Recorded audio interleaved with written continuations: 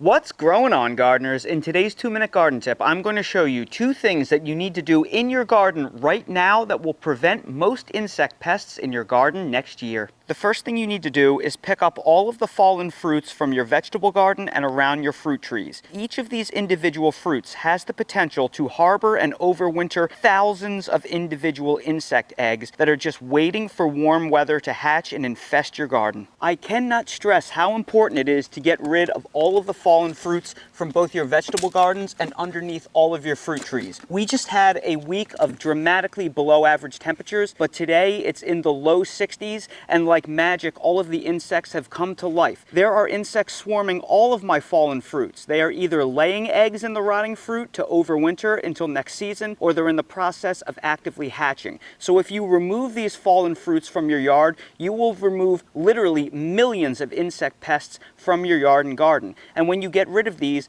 please don't just dump them in the woods or dump them in a compost pile. You need to get rid of them from your yard and garden. So either throw them away in the trash so they are taken away off-site, or bury them in a hole very deeply so when the larvae eventually does hatch, they can't get up above the ground and they will die. Now, I know some of you love volunteer seedlings. Volunteer seedlings are plants that have germinated on their own from last year's reseeded crop. Well, when you get 3 or 4 plants that come up on their own, they're called volunteers. When you get hundreds or thousands of them, they're called weeds. Believe me when I tell you, enough seed has dropped from last year's crop that you don't need to allow additional fruits to decompose all winter long. You're still going to get more volunteers than you know what to do with, even if you remove all of these additional fruits, and then you'll be able to cart all of those insect pests off-site. So you will really be happy when spring rolls around and you got rid of those millions of unnecessary insect eggs. The second thing we need to do right now is to inspect our trees to make sure they aren't harboring any type of insect pest infestation.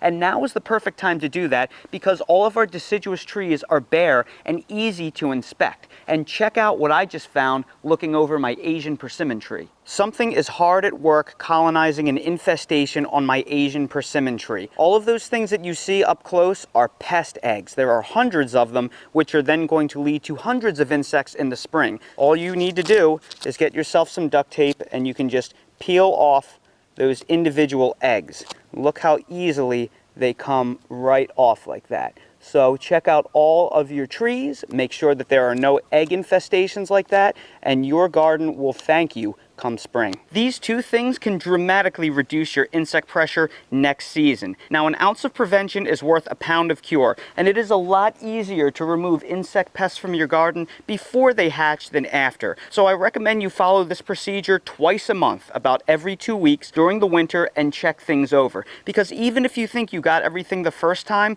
if you get brief warm-ups where it gets above freezing and the insects come back to life, they will start laying eggs and recolonizing things again. So if you stay on top of these things and check periodically, you will go miles to making your life easier in the spring. And that's today's 2-minute garden tip. If you're new to the channel, please consider subscribing and hitting the bell to receive new video notifications, and check out our Amazon storefront and spread shop in the video description for a list of the gardening products I use and awesome custom designed apparel and other gear. Your support is greatly appreciated.